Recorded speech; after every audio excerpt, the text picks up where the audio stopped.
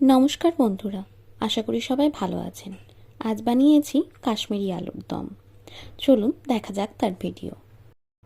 নিয়েছিলাম কিছু ছোট ছোট গোটা সেদ্ধ করে রাখা আলু, দই, চিনি, আদা ও লঙ্কা বাটা, একটি গোটা টমেটো, সর্ষের তেল, হলুদ গুঁড়ো, জিরে গুঁড়ো, ধনে গুঁড়ো, কাশ্মীরি লঙ্কা গুঁড়ো এবং লবণ। প্রথমেই কড়াই গরম করে তাতে হলুদ গুঁড়ো দিয়ে একটু নাড়িয়ে সেদ্ধ করে রাখা আলুগুলিকে একে একে দিয়ে উপর থেকে লবণ ছড়িয়ে ভালো করে ভেজে পাত্রে তুলে রাখবো।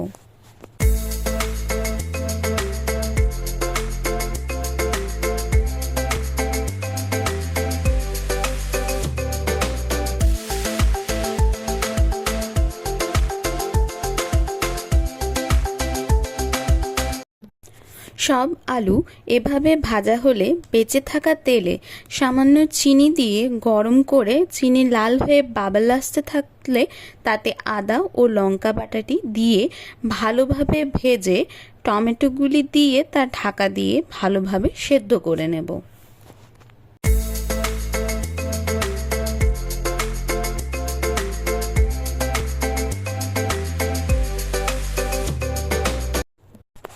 টমেটো ভালোভাবে ভাজা হয়ে গেলে একে একে হলুদ গুঁড়ো, জিরে গুঁড়ো, ধনে গুঁড়ো, কাশ্মীরি লঙ্কা গুঁড়ো, স্বাদমতো লবণ ও চিনি এবং একটু জল দিয়ে মশলাটি ভালোভাবে ভেজে নেব।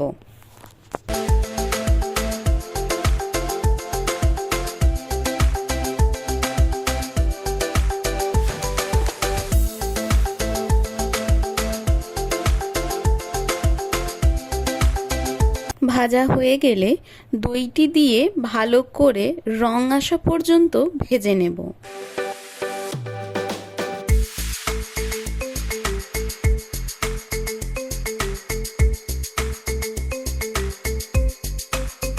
এবারে ওই গ্রেভিতে সব ভেজে রাখা আলুগুলি দিয়ে কষিয়ে নেব।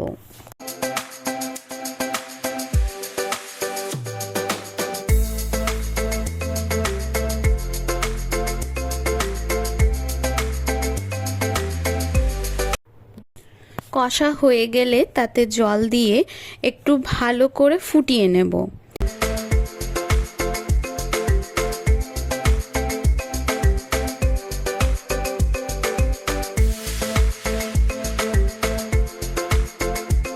গ্রেভিটি গায়ে লাগা লাগা হয়ে এলে তাতে সামান্য গরম মশলা দিয়ে একটু ফুটিয়ে নিলে তৈরি নিরামিষ কাশ্মীরি আলুর দম।